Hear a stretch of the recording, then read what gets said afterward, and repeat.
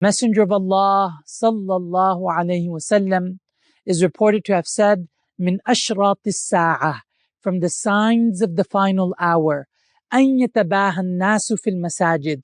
People are going to compete with each other in masajid, boasting, competing with each other. My masjid is bigger than yours.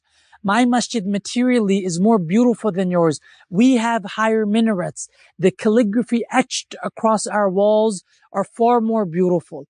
Allama ibn Raslan, a great Palestinian Shafi'i Ash'ari scholar from the 8th century Hijri, rahimahullah ta'ala, he comments, he wrote the Sharh of Sunan Abi Dawud. He comments, he says, this is from the clear miracles of the Messenger sallallahu alayhi wasallam, that at his time, when materially the masajid were very modest in their architecture, he says he foretells that a time is going to come when Muslims are going to prioritize having their masajid be architectural wonders over masajid being meaningful places of worship, places of Islamic learning, places of Islamic revival. Instead of focusing on these objectives, they're going to focus on the structure of the masjid, the exterior of the masjid, not focusing on the spiritual interior that was meant for the masjid.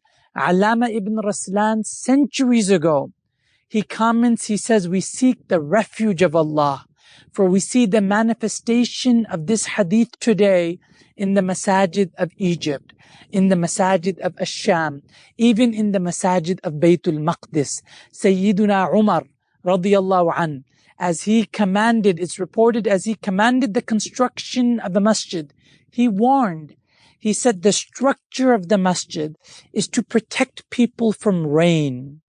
Stay away from glamorizing your masajid such that you end up distracting people. When we go to masajid, it's not to marvel at its dome, to marvel at the high minarets. You walk in the masjid and you're just dazzled by the chandelier, the beautiful soft carpets, the calligraphy upon the wall. That's not the objective of the masjid. When you go to the masjid, the designated place where the 5 prayers are held, when you enter that space, it is to worship Allah, to engage in adhkar, to recite the Quran, to send salah upon the Messenger, sallallahu alayhi wasallam. That's the masjid. You don't go to the masjid, you go to the masjid to worship the Creator, not to be impressed by the creation.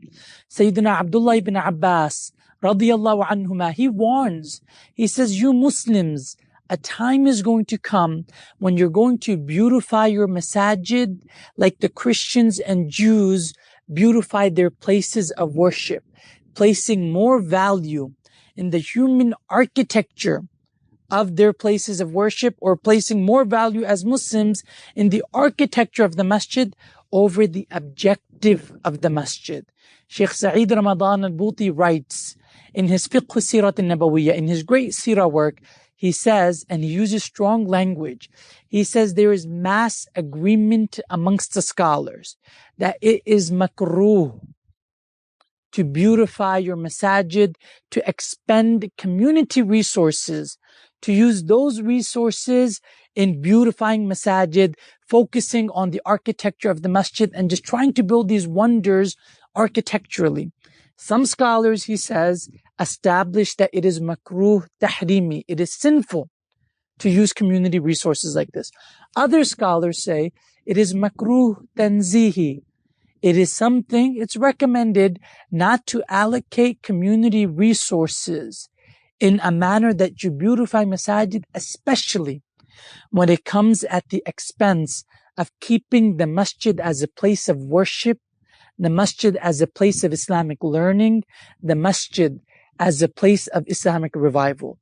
If it comes at the expense of that, then you are wasting the community resources.